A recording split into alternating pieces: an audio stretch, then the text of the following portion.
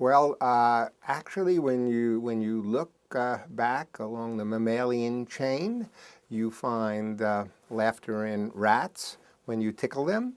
If you use the right sort of whatever transducers so you can hear the sounds, they have this little chirping, laughing sound that we know is pleasant because when you tickle them, they will end up following our hands around. Of course, if we tickle them wrong, they'll end up biting our hands.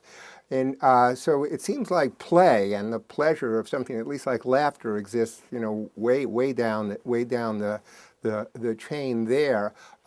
In terms of chimpanzees and apes, they definitely have a form of humor. They too can be tickled, and they like it.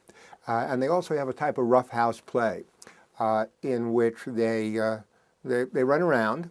It sort of looks like aggression, except they have what's called a play face. And the play face in chimpanzees sort of looks like that. And then they pant in and out very, very fast, which is different from our laughter, which are all these exhalations, ha, ha, ha. And so it's a combination, an interesting combination of something that looks like aggression, but that they have fun with. And we can see this also in children also. Children will run around and play like this. It would sort of look like fighting, but it's not. And many, many animals have this. We don't know that dogs are laughing, but they obviously can be doing something that looks like fighting, but it's fun. And that transfers all the way up, really, to people and adolescent males who will insult each other, type of mock aggression, to actually have fun and show that they're friends. So we're not the only species who have something like humor, something like this duality, where something which would normally be unpleasant is funny. Like a cartoon of a guy who's about to be guillotined, and the executioner has, two baskets, and he's saying paper or plastic. Okay, this would seem like an unpleasant situation, right? An execution, and we have lots of cartoons about that. So there's a duality there.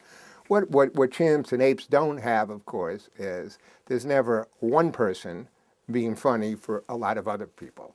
They don't have language. So all they can do basically is run around with one or maybe two people, or they can tickle the other, but they can't tickle many people.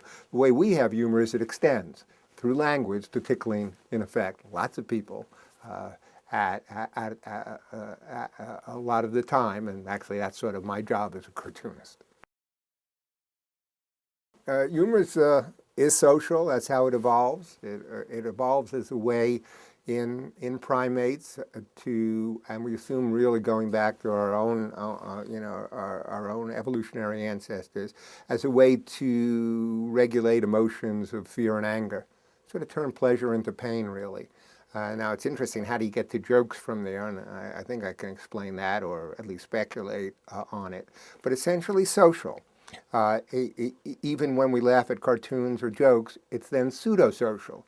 The people in those cartoons, the people in those jokes are people. They're not just objects. So humor is social.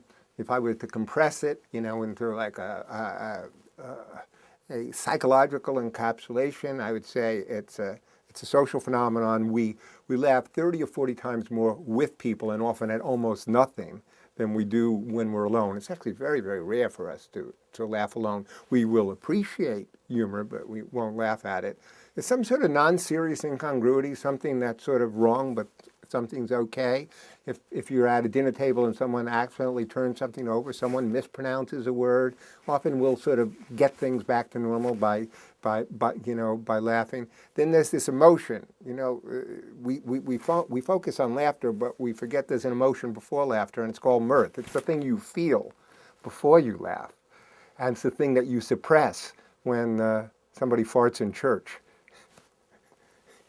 So that's important, and one of the things is it's been shown that the physiological changes that humor, the supposedly healthful changes that humor brings about are due to this feeling of mirth.